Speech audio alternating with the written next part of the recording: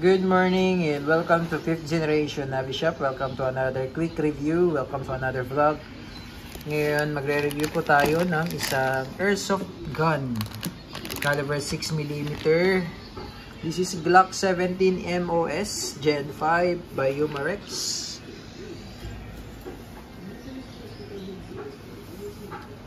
Officially licensed product of Glock.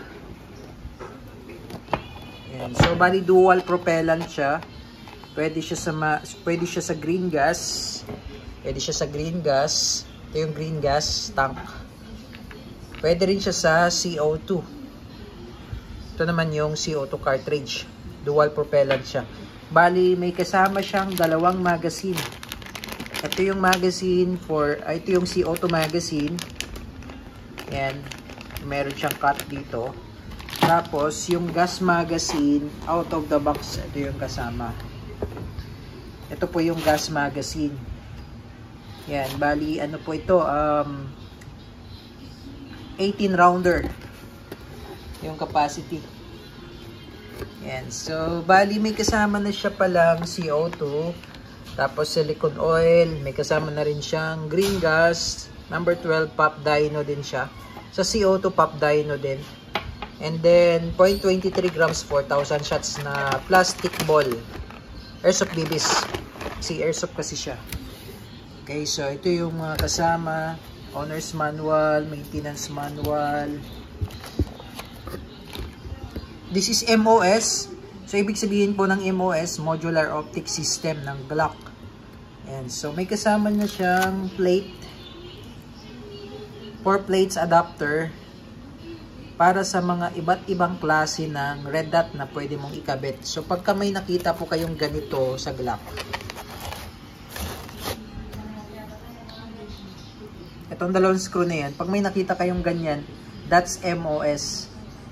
Yan. Pag plain lang ganyan sa Glock, makita nyo dito sa may ibabaw ng slide. Pag plain lang, walang dalawang screw, hindi yan MOS. Pag may ganyan, MOS yan. So, yan. Pwede kayong maglagay dyan ng iba't ibang klase ng red dot na gusto nyo. Yan, this is Gen 5. Glock 17 Gen 5. Yan, with markings. Yan. Front serrations, tapos rear serrations. Yan. Officially licensed product of Glock. Yan. Yan yung si Glock 17 Gen 5. Okay. So, bali, testing natin yan. Testing natin yung magazine ng gas magazine and the CO2 magazine. Okay?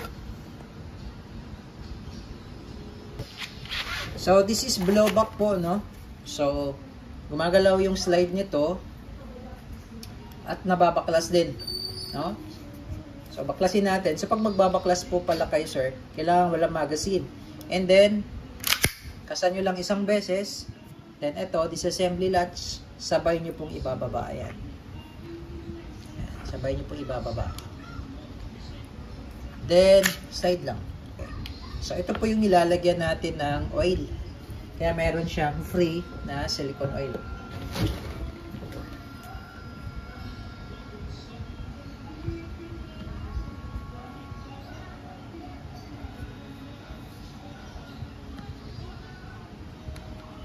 Ayan. Pati yung mga bulb, lalagyan na rin natin mamaya. Ngayon, pagbabalik naman, ito lang, pasok nyo lang siya dito.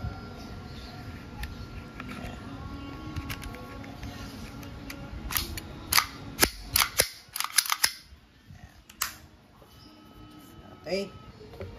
Then, itong mga valve naman, hihigpitan na rin po natin.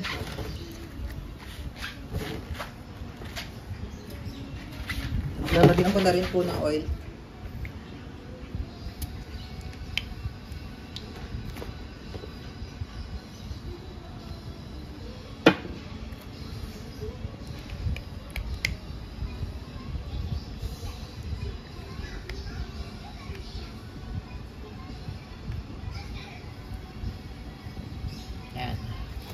And then, ito naman, yung base pad, yan, meron siyang markings ng Glock.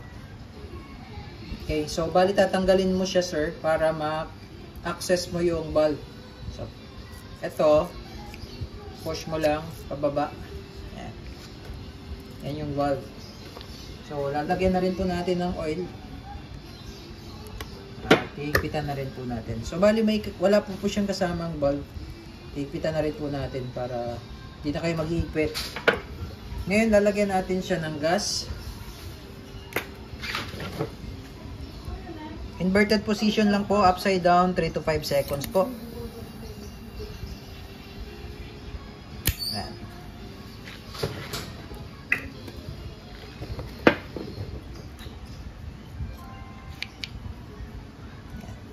Tapos, dito naman po tayo sa CO2 magazine.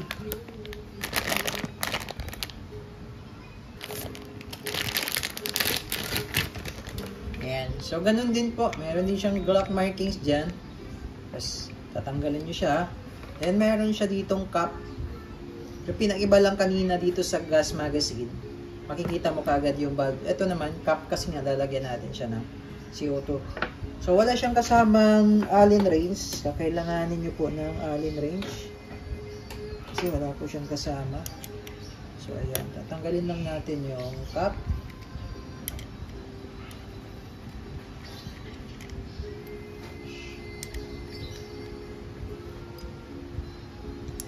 Ayan. So, bali, higpitan na rin po natin yung valve na to, sir.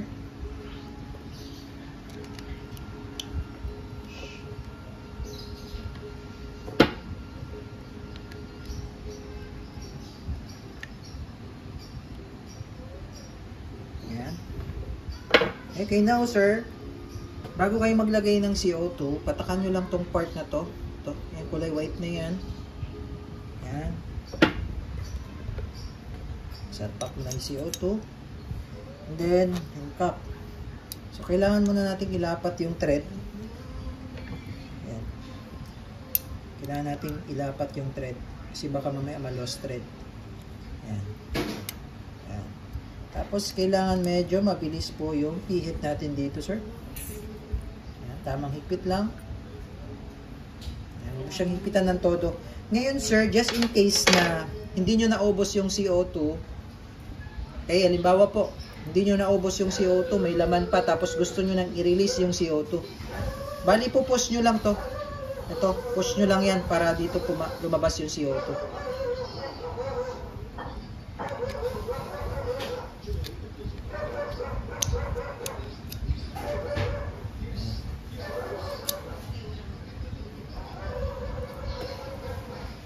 Okay.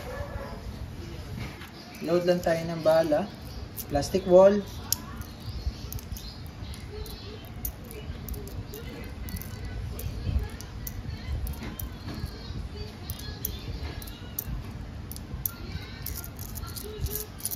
Kailangan po alternating, walang spacer.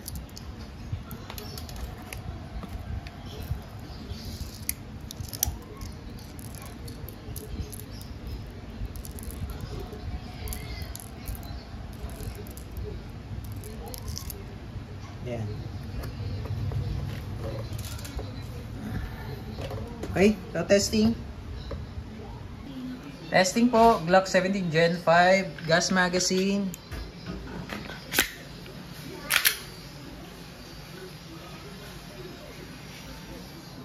Firing.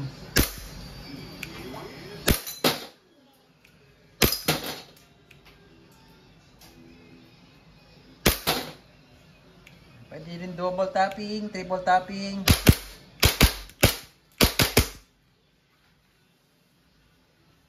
Tapos pag nag-open slide, sir, yan, ibig sabihin wala na yan bala. Ngayon, sir, release mo lang muna yung magazine. Release the magazine, hayaan mo lang siyang naka-open slide. Then, insert natin yung CO2 mag. Then, hatak mo lang to, sir, then release. Okay, hindi mo na kailangan ikasa, sir, kasi galing siya sa open slide.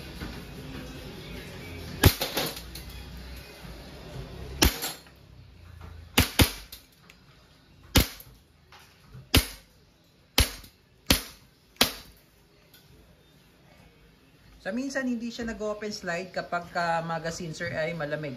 That's normal po. Okay, so yun, wala nang bala. Hatak release, hammer down. All goods, Glock 17 Gen 5 dual propellant, pwedeng gas magazine, pwede ring CO2. Okay, so thank you and have a nice day.